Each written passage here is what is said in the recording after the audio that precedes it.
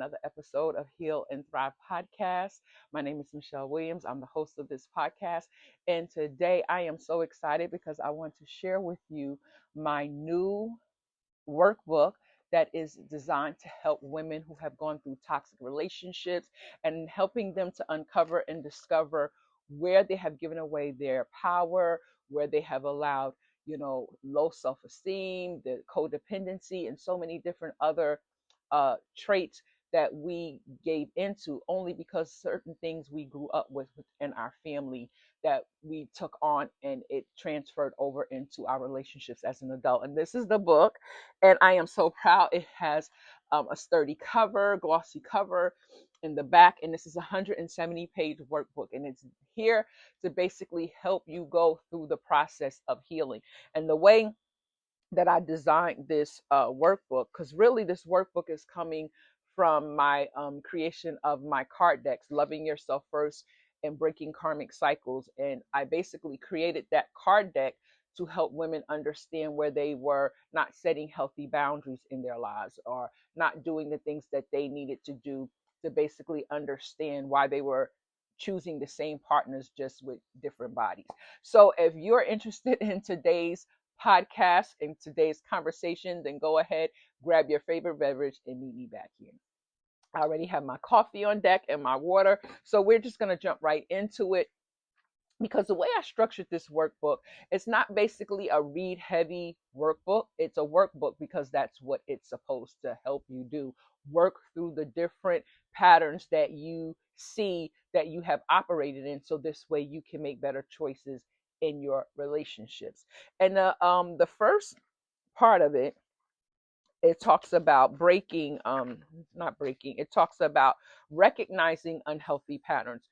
And when I had to understand about recognizing unhealthy patterns in my life, is because I was choosing people, and a lot of times we're not taught of how to choose partners. When we grow up and we're in families where we see maybe our mother or our sister or some family member putting up with mistreatment with partners or their husbands or wives, and we don't understand subconsciously that does create a pattern in our lives that when we get into our relationships, then we start choosing either people off of you know attraction. We start choosing people off of them love bombing us. We start choosing people off of our own wounding, our own trauma, because we don't want to be alone, and because we really have no reference or no language to name really how to choose a partner that is in alignment for us. And even just to say in alignment, because we can't choose a partner who's in alignment for us if we have not healed those wounds. So it's basically should be understood that healing is so important, because when we're healed, we're not looking for people to come in and put band-aids over those wounds or to heal those wounds, because healing is an inside job.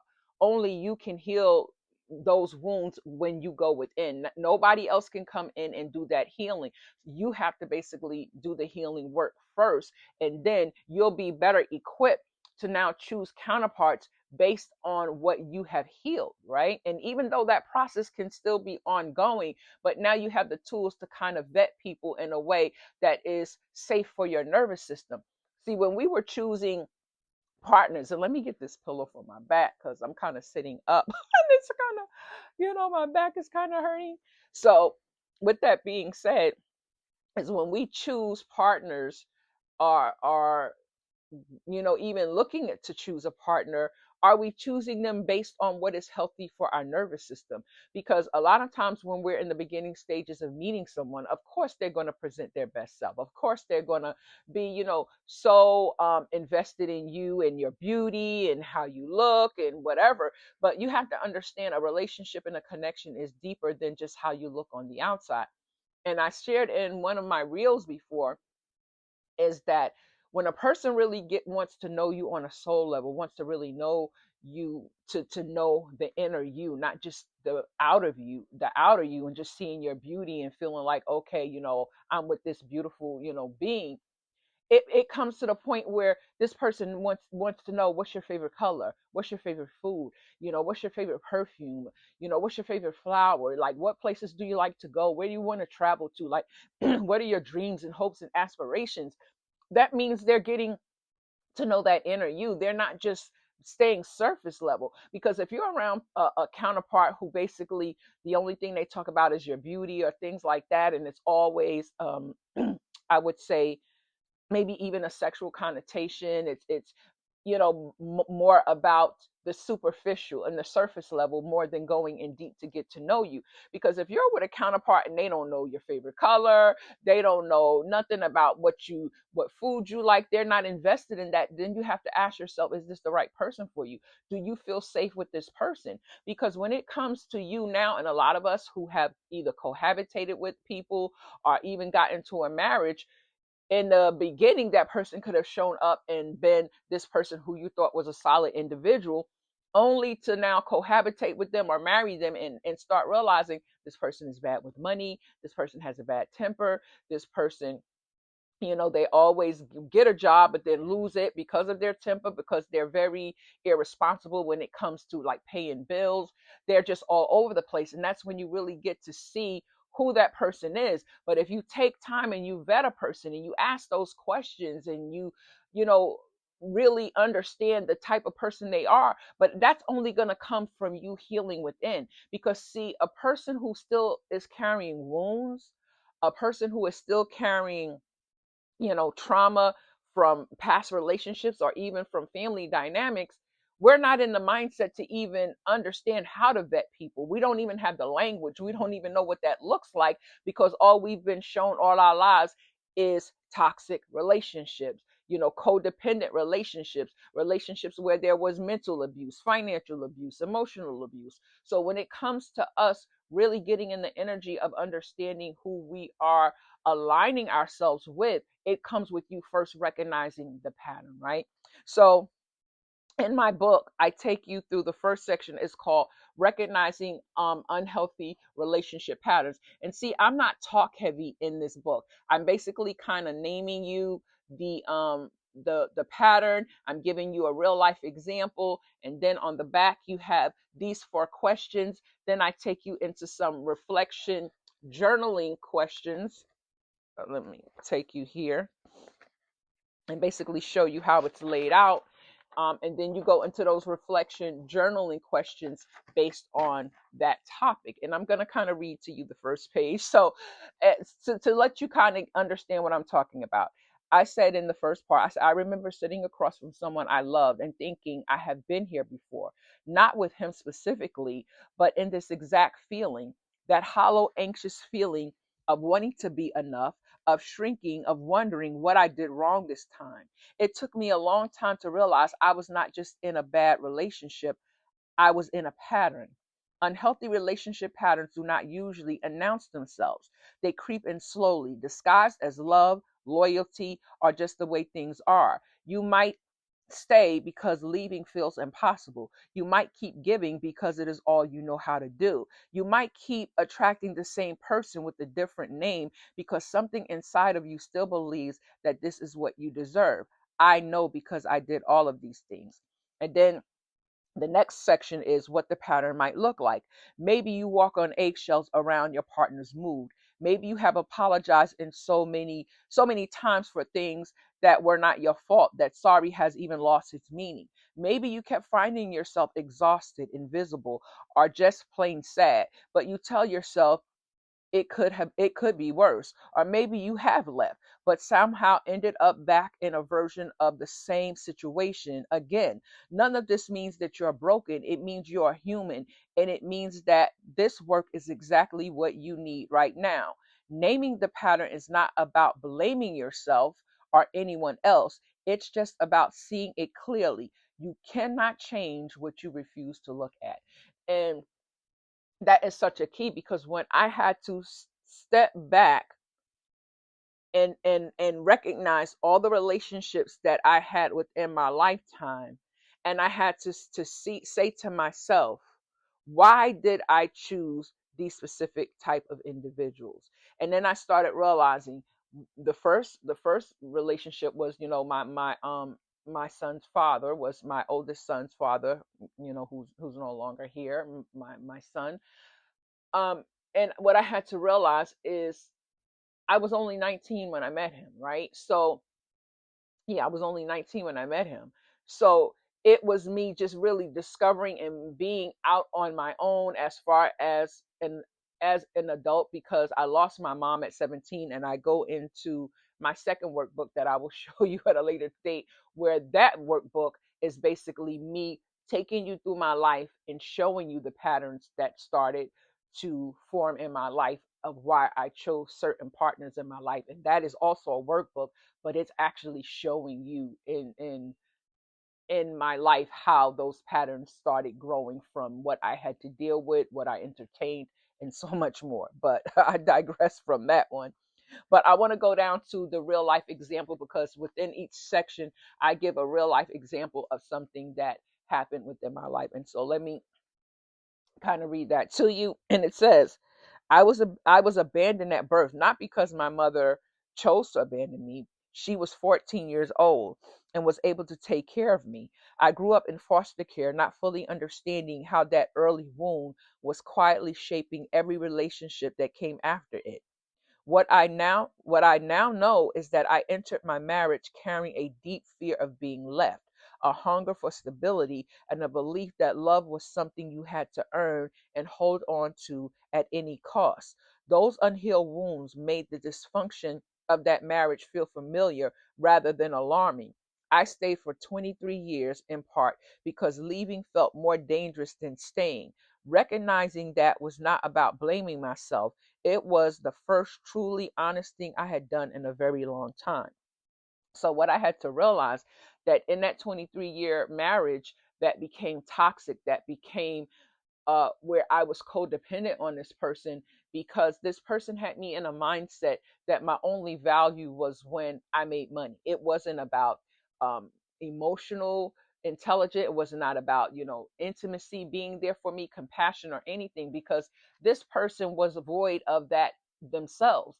And what we don't understand, that when we align ourselves with people just because we feel as though, oh well, this person can help take the burden off of me when it comes to bills. A lot of times when people get together in relationships and connections, it's not always love. Sometimes it's financial. Sometimes it's business. It's not always because they truly love one another. But when we go into a dynamic where we are basing that dynamic on just love alone, but not understanding really where's this person at in their life, what are their goals and dreams. And I think that we really need to ask someone that as we're getting to know them, and see if they're in that process of pursuing that. Because it was later on in my life with my husband at that time, where I was basically, buying counseling books and just doing all these things to make the marriage work.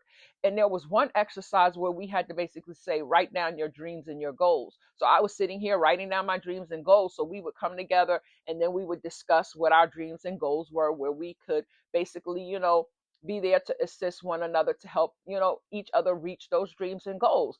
And during that time, when we were doing that exercise, when he basically stated to me, I don't have any dreams because all my dreams have already been shot. And when a person says that they stop dreaming, that to me is a huge red flag. But sometimes you're so far into that marriage where you don't even realize that this person had no direction in life. It was basically they were just getting up every day and just existing. They were not trying to live and have purpose with life.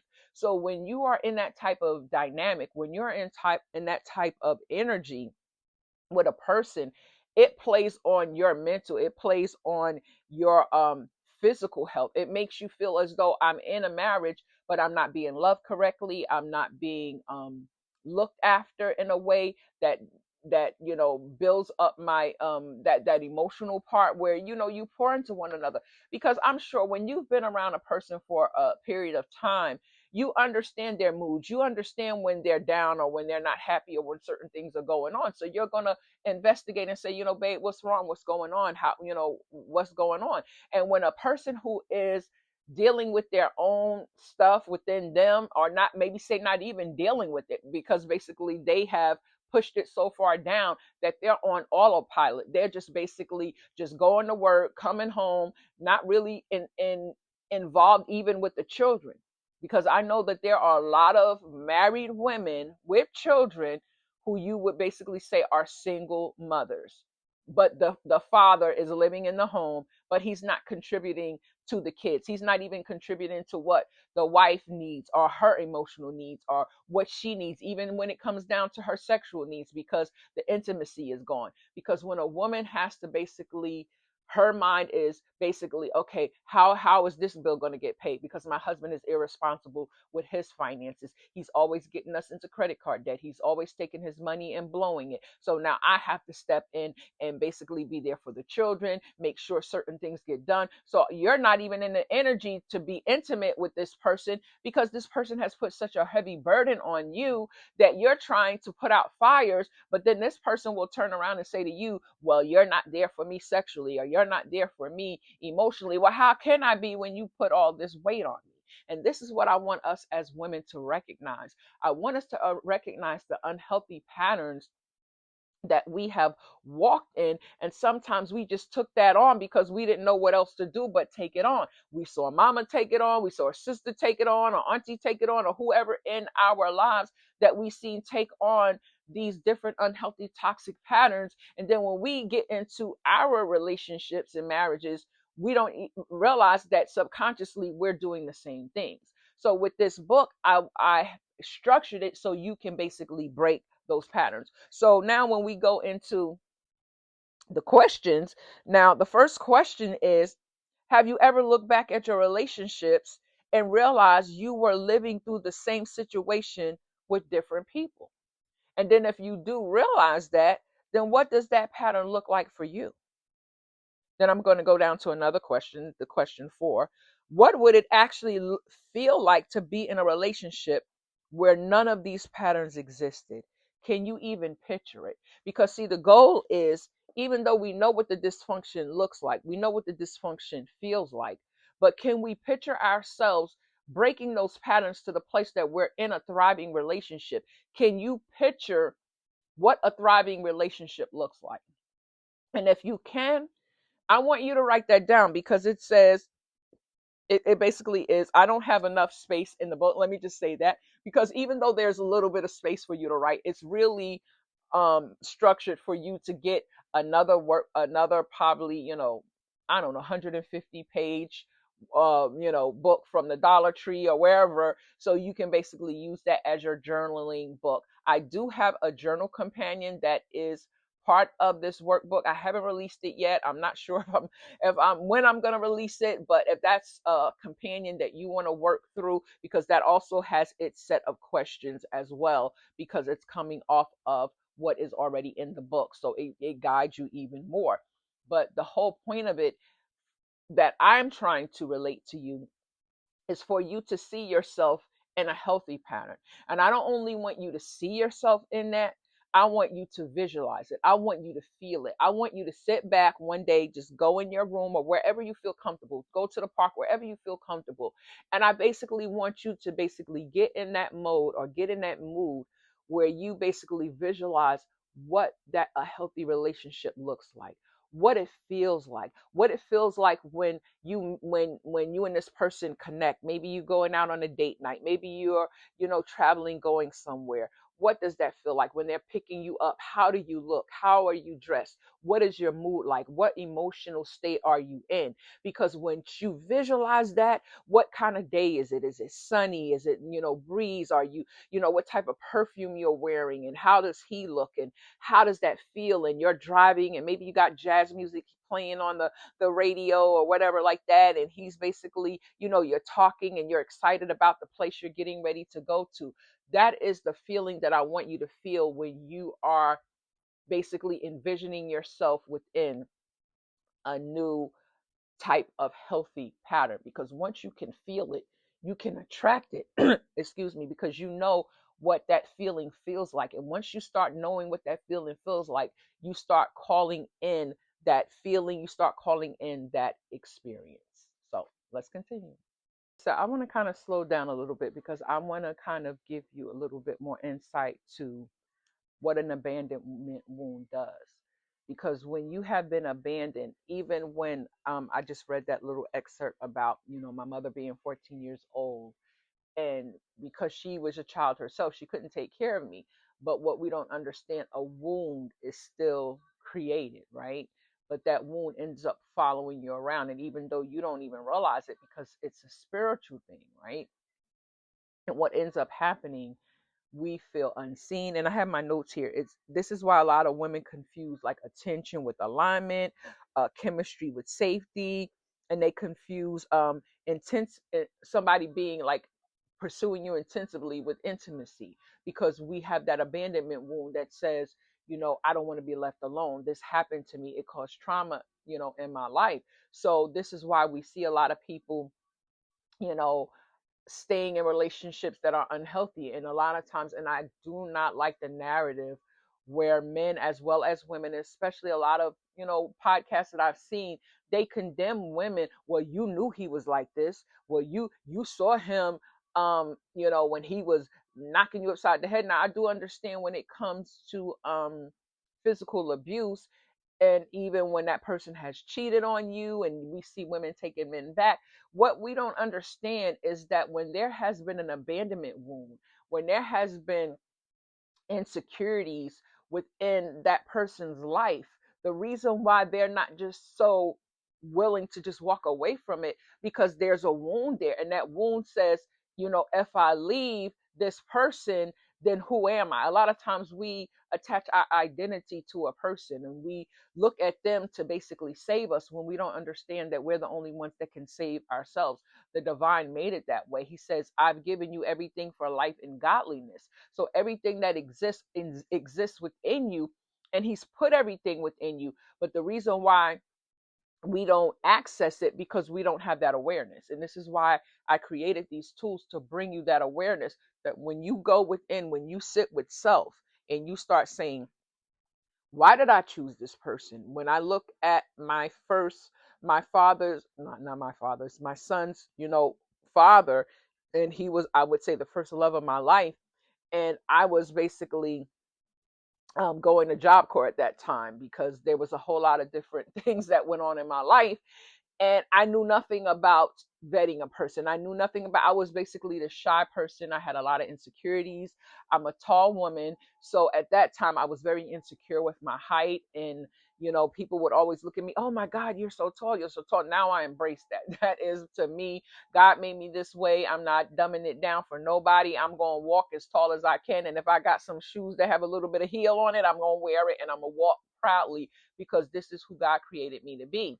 But when we're in that energy of, having that shyness, of not speaking up for ourselves, because within our family dynamic, we were either the black sheep of the family, we were the person who was the punching bag, the person who they always relied on to do things and clean up messes and do all these things. So we really didn't have an identity. Our identity was based on serving others, making sure everybody else was okay. So we didn't have even time to check in on how we felt. So when it came time for us to grow up and go out in the world, and now we're choosing partners, we're choosing them based on, wow, oh, you're beautiful, I love you, oh, I want to be with you. So we're just looking at, wow, somebody loves me, somebody wants to be with me, somebody's checking in on me.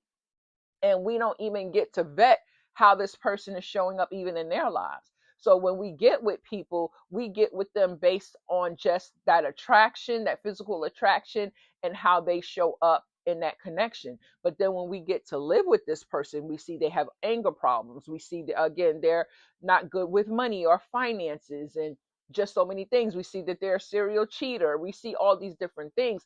But because we don't leave that situation, it's not because we don't feel pain and we want change.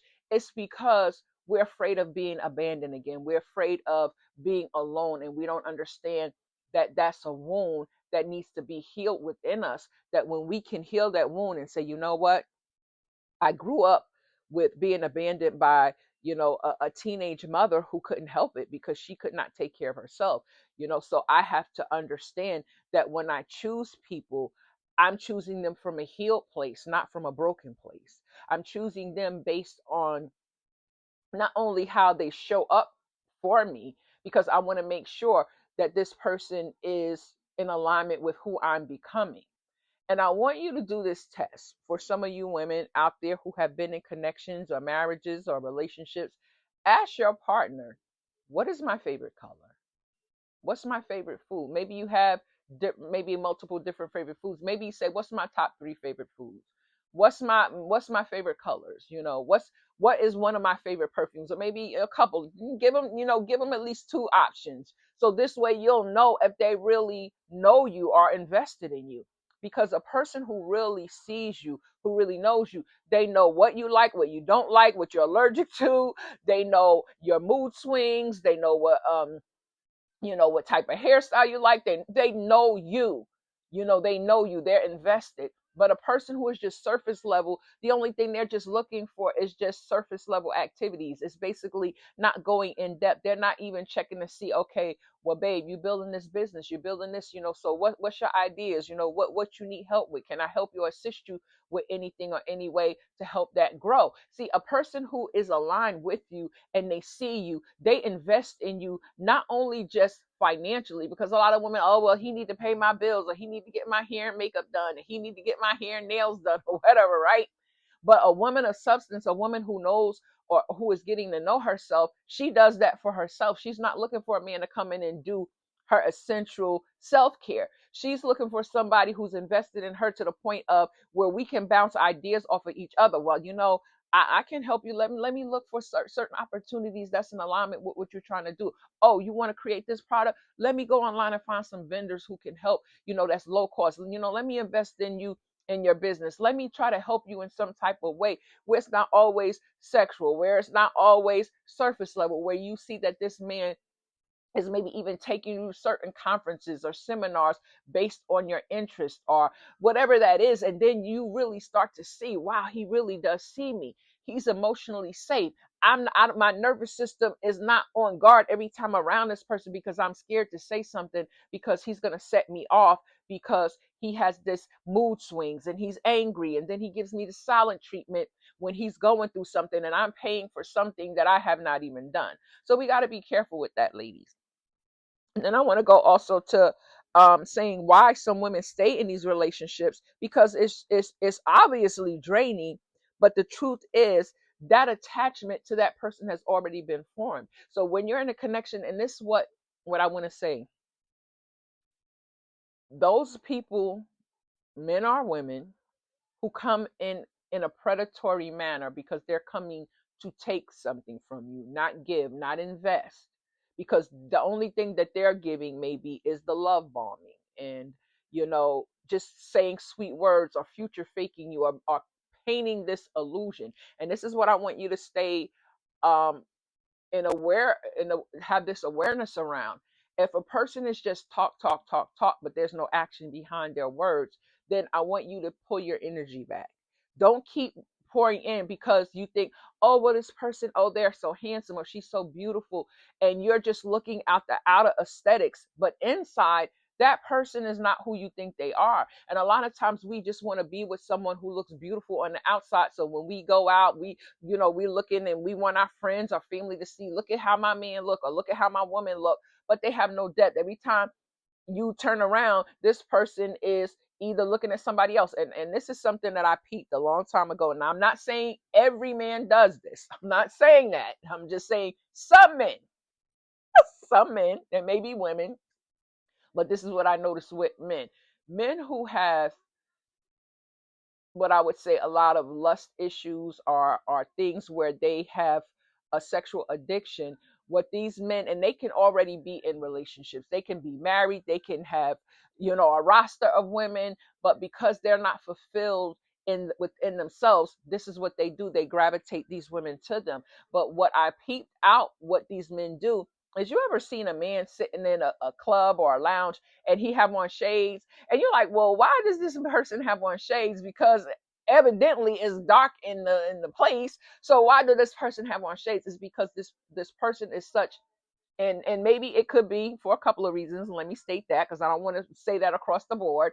It could be because maybe they are like a little bit under the influence and they don't want nobody to know that they're under the influence, so they keep the shades on for that reason. And maybe another reason, maybe because they're shy and they just don't want to create that eye contact. So I'm giving a couple of scenarios because I'm not trying to go in and make general blanket statements. But some men put on those shades is because they are watching these women, and the ones who dress very scantily clad, showing a lot of their assets. And because they have that sexual and that lust addiction, they're basically using those shades as a barrier for them to look without actually looking, if that makes sense. So if you know you're out and your man has on shades all the time, you got to peep that. You got to say, and I understand that sometimes we wear shades because it's sunny or whatever like that. But if we're sitting in a restaurant and you still got on shades, is it because you are kind of taking in the atmosphere around us, or you're checking out the other women and you don't want me to notice that? So pay attention, because we have to understand that, yeah, certain people have insecurities and they use certain things as barriers to help them cope with that. But sometimes these men wear these shades because they are basically using it to basically watch women and see maybe which one they want to approach because of their body, because of their lust, and what things that they want to experience with that specific woman. So understand, and this is what I want to give grace to for you women out there who are in a connection where you have an attachment to this person, and you know this person is toxic, and you know that this person has done you wrong repeatedly, cheated on you, maybe even had children outside of this relationship or marriage. And I would say it's basically a very sensitive topic to touch on, because especially when you are married or you have spent years and now you have built, um assets with this person, or now you are, cohabitating with this person. So a lot of times you can't just get up and leave that situation, because based on the financial makeup of that couple, sometimes it's not in your budget for you to get up and just move away from this person. And then that causes a lot of anxiety and emotional unrest, because now not only are you having to start life over again, but now you, this person who you done poured into and probably even gave children to and gave finances to, has hurt you to the point where now even leaving them is hard, because that's what you know. And sometimes we try to stay and navigate ourselves around this person and make ourselves believe, well, as long as they paying the bills, I ain't gonna worry about what they do. As long as they buy me this, I'm not gonna worry about what they do. But we're actually sabotaging our own happiness to basically even put that statement out there, because what we're saying is, as long as this person do X, Y, and Z, they can do what they want. But actuality, we know that's not true. We're not happy. We know we're not supported. We know we're not seen in the way that we want to be seen, or even loved correctly. So now we have to basically say, why am I continuing to hold on to this person who clearly shows me that they're not capable of being faithful to me? And that can come with a realization and awakening that really makes us shed those tears. And what I want to say, cry.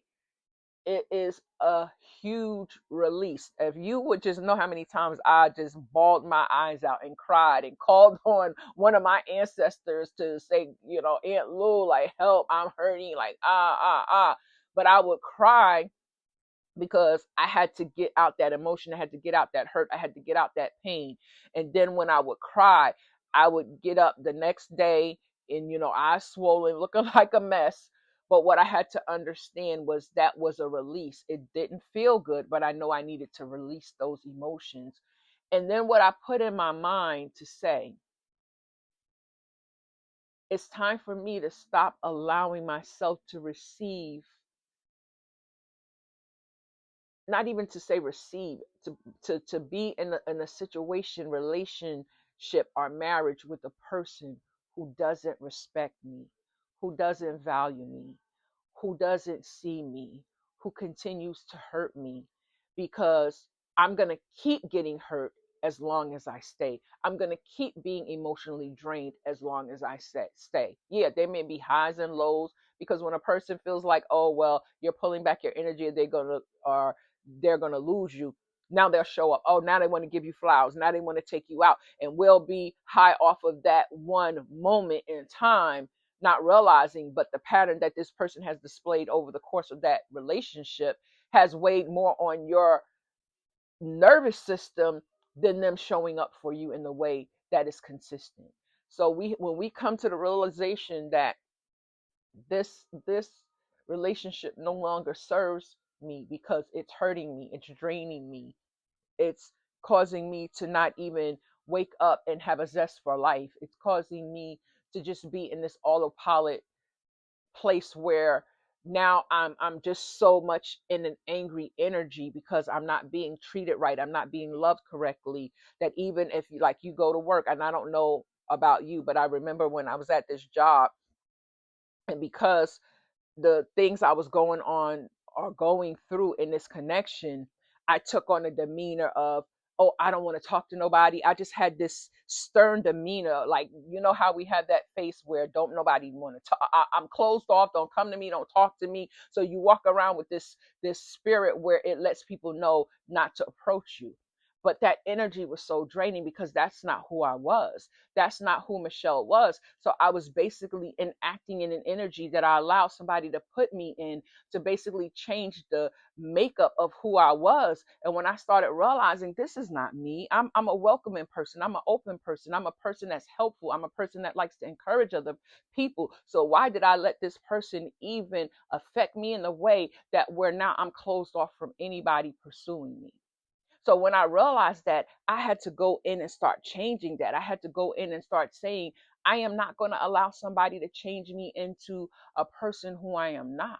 So when you're dealing with baggage of abandonment, when you're dealing with people who have betrayed you, who have basically put you in an energy of bitterness, of being to the place where you're not even happy with your life, where you're just on autopilot going through the motions, then now it's time for you to sit back and recognize it. And when you start seeing those patterns where you gave away your power, you gave away, you lowered your self-esteem for this person, you made excuses for this person, even when you knew that other people would ask you about certain situations and scenarios around your relationship, you would lie to make this person look good, even though you knew what you were saying was not the truth.